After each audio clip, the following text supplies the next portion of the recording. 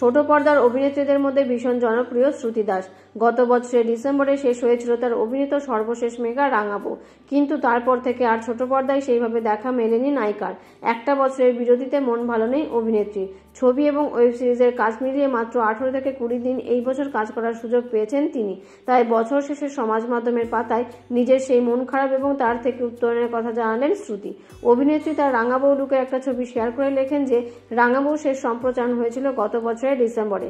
তারপর 2024 সালে তার কাছে দুটো দুর্দান্ত সুযোগ এসেছিল, একটা হলো আমার বস এবং অন্যটা হলো ডাইনি। কিন্তু এরপরও এই বছরটা তার কেরিয়ারের জন্য সেরা ছিল না, কারণ তিনি এই বছরে মাত্র 18 থেকে 20 দিন শুটিং করেছেন। কিন্তু এই বছরটা বাস্তবতা এবং অনিশ্চয়তা উপলব্ধি করার জন্য সেরা ছিল। এটা তাকে আরো শক্তিশালী, ইতিবাচক এবং আশাবাদী করে তুলেছে। তার ফোকাস আরো বাড়িয়েছে। এখন তিনি শুধুমাত্র কিছু ভালোর জন্যই অপেক্ষা করছেন। প্রযোজক পরিচালক স্বর্ণেন্দু সমাদরের সঙ্গে 2023 সালে 7 পাকে বাধা পড়েছিলেন নায়িকা। স্বর্ণেন্দু পরিচালিত মেগা ত্রিনয়নীতে কাজ করতে গিয়ে তাদের প্রথম আলাপ হয়েছিল। তারপর পরিচালকের প্রেমে পড়ে যান শ্রুতি। তারপর তারা একসঙ্গে সংসার করার সিদ্ধান্ত নেয়। কিন্তু তাদের এই সম্পর্কের কথা প্রকাশ্যে আসার পর থেকেই তাকে পড়তে হয়েছে নানান কটাক্ষের মুখে। কাজ পাওয়ার জন্যই নাকি তিনি স্বর্ণেন্দুর হাত ধরেছেন।